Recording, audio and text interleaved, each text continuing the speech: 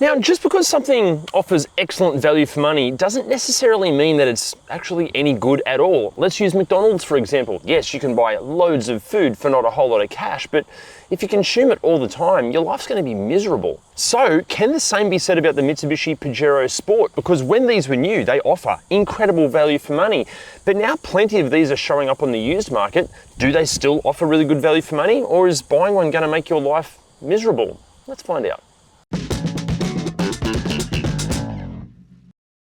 Now guys, in this video, we're going to be focusing on the 2015 to, well, it's technically still a current model, Mitsubishi Pajero Sport, which just like the Ford Everest, the Toyota Fortuner, and the Isuzu MU-X is a 4x4 ute-based SUV, basically meaning that under all this, there's a whole lot of Mitsubishi Triton going on. Aside from the coil sprung setup and disc brakes in the rear end of the Pajero Sport versus the leaf spring setup and drum brakes in the rear of the Triton, the obvious body differences and a few other bits and pieces, both the Triton and the Pajero Sport share plenty, including the same basic engine, transmission and mechanical package. Internationally, the Pajero Sport is also known as the Montero Sport and the Shogun Sport, but as far as trim specs go here in Australia, from launch the lineup consisted of 3 variants, all of which initially would only be available with 5 seats. From mid-2016, GLS and Exceed variants were given 7 seats as standard, but the GLS would also regain the option of 5 seats earlier in 2018. Also in 2018, the Pajero Sport received a handful of cosmetic and equipment updates.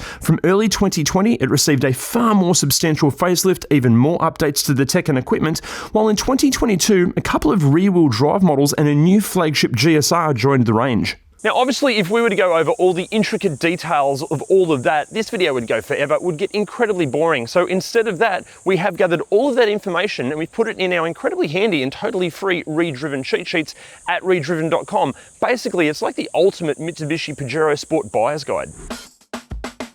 Okay, so what's it like to drive after 5 years and over 100,000 kilometers? I hate to disappoint some of you out there, but yeah, it's fine. Like what I mean is like it's very apparent quickly that this was never designed to be like, you know, an engaging driver's car, but that's totally fine, that's okay. In the real world, basically in the suburbs and in traffic here in Sydney, it soaks up potholes really well, yet it still doesn't pitch and roll, so the good news is it doesn't feel like you're gonna tip over mid-corner. Like even though it does feel, let's say, substantial in size, because the vision out is really good, it's really easy to judge all the parameters. Although in saying that, there is a pretty decent blind spot over your left shoulder. In terms of the engine and like power, like, yeah, again, it's fine. You're not going to win any drag races unless you're going up against a horse, but in saying that, it's not terrifying to like overtake anyone. Now, there are a few reports of, you know, some squeaks and rattles with the interiors in these. In this particular example, none at all. Even like wind and road noise isn't too bad for what it is.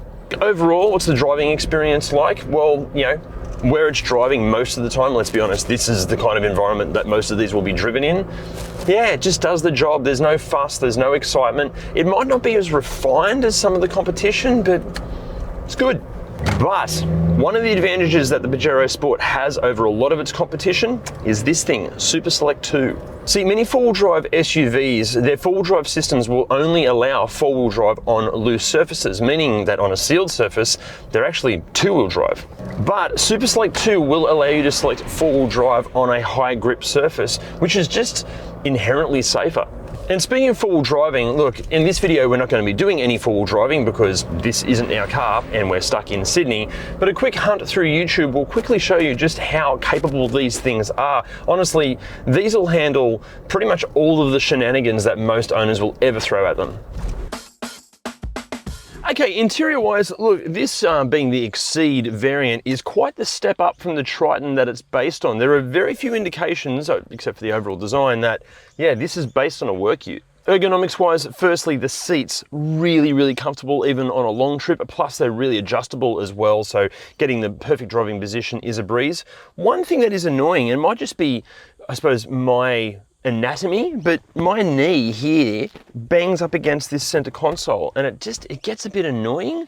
That will vary depending on how long your legs are, but if you're the exact same shape as me, that's going to be frustrating. Now, as far as wear and tear goes in this particular car, it's pretty good. There is, again, where my knee was rubbing up against, there is some paint missing there. Just these like silver painted sections. There's just a couple little chips and stuff. Piano black plastic Manufacturers, I know it looks great when it's new, but when it's used, it just gets a bit scratched up. This is not too bad. I've seen it far worse than this. The leather on the seats, if it is real leather, is still quite soft and supple. Steering wheel, not too bad. It's good for wear and tear, and this is used all the time. This is like an everyday driver, so considering how much work it gets, it's good. Now, as far as practicality up front, really good. You've got a decent sized glove box there. You've got a spot for your sunglasses up here, but the actual storage area size is massive, so you could probably put, protective work goggles up there. You've got a spot specifically for your phone on this tray and all your charging ports and stuff there. Huge cubby hole there. There we go. 2 cup holders here. Oh, actually, fun fact with this tray also can just click in and attach to the armrest. How cool is that? I don't know how to get it back out. Oh, there we go. Okay, cool. Phone, good. 2 cup holders there. You've got some little storage bays either side of the center console, but here's a fun fact. There's a spot specifically for the key there, and then any keys that are attached to it just kind of dangle in the storage cubby hole there. And door pockets, obviously. That's about it. Nothing on the dash, nothing else. Yeah. That's the storage and practicality up front. Okay, now in the back seat, I'm exactly 11 centimeters taller than legendary Mitsubishi Rally Pajero Dakar winner Stefan Petter-Hansel. This is in my driving position, and it is great back here. First of all, heaps of knee room. Glass house feels airy, so it doesn't feel claustrophobic at all. Seats are super, super comfortable. Nice. If you're a kid back here, it'll be a pleasure to be here in the back. Now, as far as wear and tear back here, hardly any. Again, this does get used every day. The door cards have a few little scratches on the hard plastics like here and there. I should have mentioned as well, yes, the leather in this is wearing excellently, but even the fabric seats in these and the lower spec models, even they wear quite well. And there are a few, scratchy plastics here and there, but yeah, it's to be expected for what is basically something based on a work ute, but it's not bad. It doesn't feel bad at all. But yeah, it's good for wear and tear. Now, as far as practicality in the back seat, you've got map pockets behind both seats. You've got some air vents here. You've got some door pockets there. And also you've got more Transformers style cup holders, which is pretty cool. Now, in the third row, when we were doing the research for this and watching other reviews and reading other reviews, a lot of journalists were complaining that getting in and out of like the third row and even the seat comfort back here was a complete nightmare and you'd never use it. They're lying. Getting in and out actually is pretty bloody easy, and even comfort wise, I wouldn't want to be back here for like 5 hours or anything, but it's pretty comfortable. Like there's a decent amount of foot and leg room. Like yeah, you sit low so you kind of become like a little ball, but like it's not a 7-seat people mover, it's a 7-seat SUV, and comfort back here is pretty good. Now, as far as wear and tear goes, there's a chance that this is the first time that this third row has ever been sat in because there's basically no wear and tear back here. In practicality in the third row, you have 2 cup holders, more air vents, and that's it. Although there are these cool little clippy things that hold the seatbelt in place when you're not using the third row. That's really clever. Now, as far as practicality in the boot goes, look, it's the same old story with pretty much every 7-seat SUV. If you've got the third row seats in use, there's hardly any cargo space at all. Also, because the whole third row in this car, honestly, it feels like a bit of an afterthought, you end up with this load lip here, and that eats into the cargo space. The 5-seaters don't have this, they have more cargo space. But in saying that, when you do put the third row down, which is super easy to do, just that and that, pull that guy up there, this guy there, that guy there, and that there. Decent amount of space. Now, in terms of tech and features, this is kind of like a Mitsubishi strong suit in this. They generally offer a great amount of features and tech for the asking price.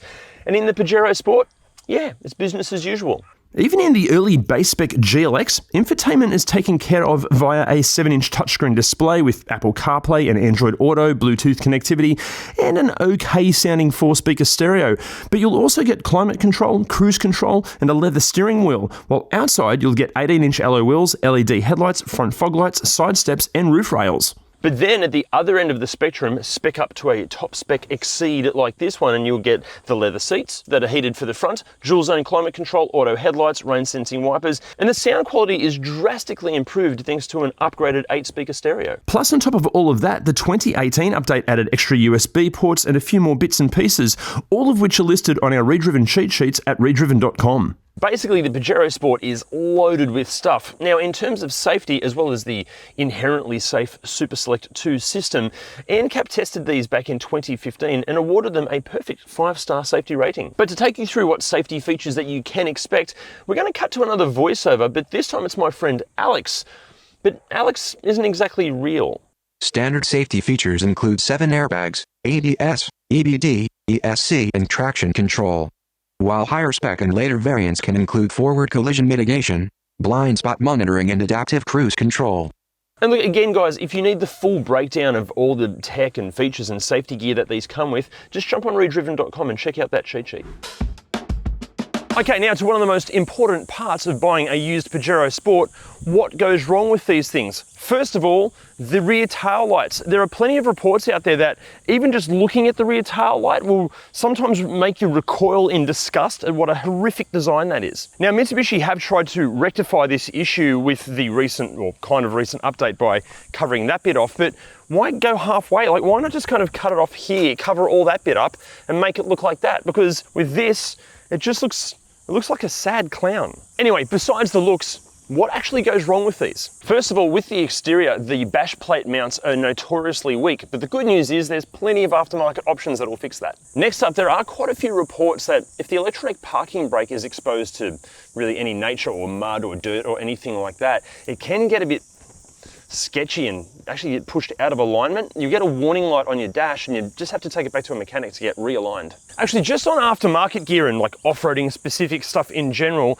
when you're buying one of these things, or really any SUV, it's so much more complex than buying just a normal car, and it can be a challenge. Hence why we've made the ultimate used 4x4 buyer's guide. The link is just up there. Guys, please watch that video before you buy any SUV, including these, because it could save you thousands. Now inside, there have been some reports of like excessive creaking sounds and even knocks coming from the steering column. In saying that, it's pretty sporadic. Also, some owners have reported that the head units or the infotainment systems can kind of freak out and fail, but again, like, not common. We would not call that common, it's pretty rare. Now, before we get into mechanically what can go wrong with these things, we've got to say a massive thank you to all of the owners in the Pajero Sport Owners Clubs that helped us with the research for these videos, and everybody that helped us with the research for these videos. We've got to say, when we've dealt with both the Pajero and the Pajero Sport Owners Clubs, the owners in these clubs are some of the best we've ever dealt with. So if you are in the market for one of these, make sure you join one of the Owners Clubs. Those guys are legends. Now also guys, if you've already subscribed to ReDriven, thank you so much. We appreciate your support so much. But we've noticed that out of everybody that watches our videos, it's only about 20% of those people that actually subscribe to the channel. So if you're enjoying what we do, can you please hit that subscribe button? Because honestly, it helps us more than you know. Now, mechanically, what goes wrong with the Pajero Sport? I would love to tell you, but I definitely cannot because I'm not a qualified mechanic. But you know who is? It's Jim. The 4N15 isn't exactly what you'd call a powerhouse, but it does get the job done and it is considered to be very reliable. By far the most common issue is split intercooler pipes, with most people opting for the aftermarket silicon alternatives. They have around the same amount of DPF and EGR complaints as nearly all modern day diesels. And in the case of these, most of the DPF issues are caused by faulty temperature sensors and in some cases also the split intercooler pipe. They run a timing chain, not a timing belt, which does save on overall servicing costs, but they recommend that the valve clearances get adjusted every 60,000 Ks. Now, they do say you can do an audible check, and even some dealerships recommend that, but the problem with that is the valves can actually get tight and not loose, and if the valve is tight, there's a chance it might not seat properly.